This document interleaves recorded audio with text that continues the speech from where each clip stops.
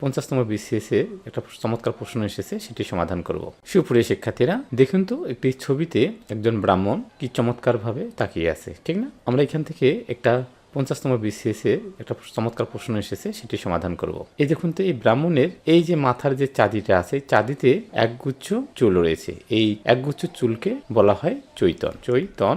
আর এটাকে আমরা আরেক নামে বলি, যেটাকে আমরা টিকি বলি। কি বলি? টিকি। তাহলে এই যে চৈতন বা টিকি কেন ব্রাহ্মণরা মাথায় রাখে? কারণ হিন্দু সমাজে ব্রাহ্মণদের দায়িত্ব ছিল সাধারণ মানুষ, অশিক্ষিত মানুষদেরকে চেতন দেওয়া, মানে চেতনা দেওয়া, মানে জ্ঞান দান করা।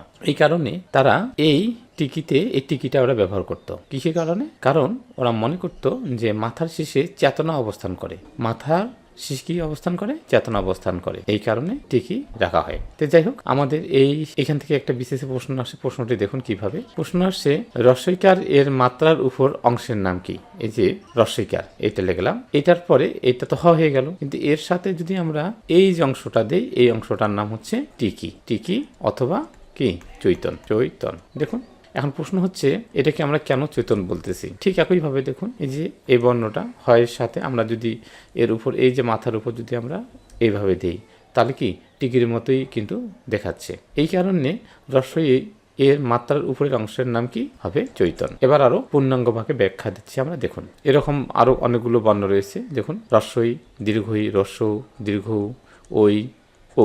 এই স্বরবর্ণগুলির মাত্রার উপরে ঢেউ খেলানো একটি অংশ থাকে। এই যে অংশটা, যে হ, এর সাথে এই যে অংশটি কি? এই যে অংশটা, এই অংশটি কি? এটা ঢেউ খেলানো একটি অংশ থাকে। এই অংশের নাম হচ্ছে চৈতন। চৈতন মানে হচ্ছে টিকি।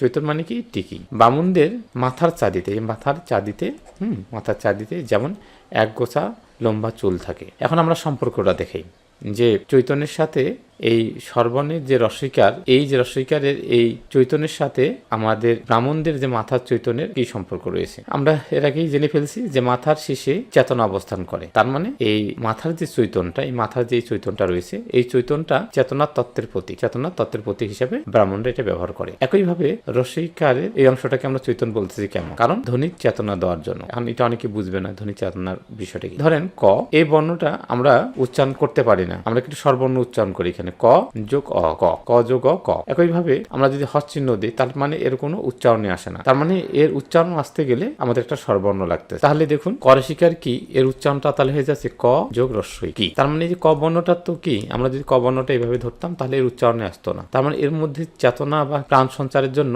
এই যে আমরা একটা স্বরবর্ণ ব্যবহার করি। আর এটা কি স্বরবর্ণ? এই স্বরবর্ণটা যেহেতু এইটার নাম হচ্ছে চৈতন, চেতনা দেওয়ার জন্য এই স্বরবর্ণটি ব্যবহার হয়। তাহলে একইভাবে মাথার চৈতনের সাথে রস্বইকারের চৈতনের কি সম্পর্ক?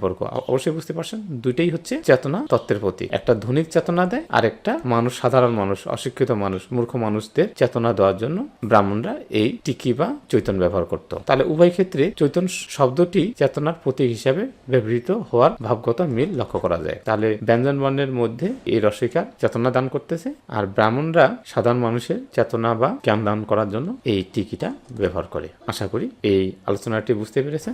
সুপ্রিয় শিক্ষার্থীরা, আপনাদের জন্য শুরু হতে যাচ্ছে 19তম শিক্ষক নিবন্ধনের বাংলার জন্য মাস্টার কোর্স। এই মাস্টার কোর্সের মাধ্যমে আপনি হয়ে যাবেন একজন বস মাস্টার। কোর্সটির প্রধান বৈশিষ্ট্য: শূন্য থেকে শিক্ষক হওয়ার পূর্ণ প্রস্তুতি, অর্থাৎ জিরো থেকে হিরো।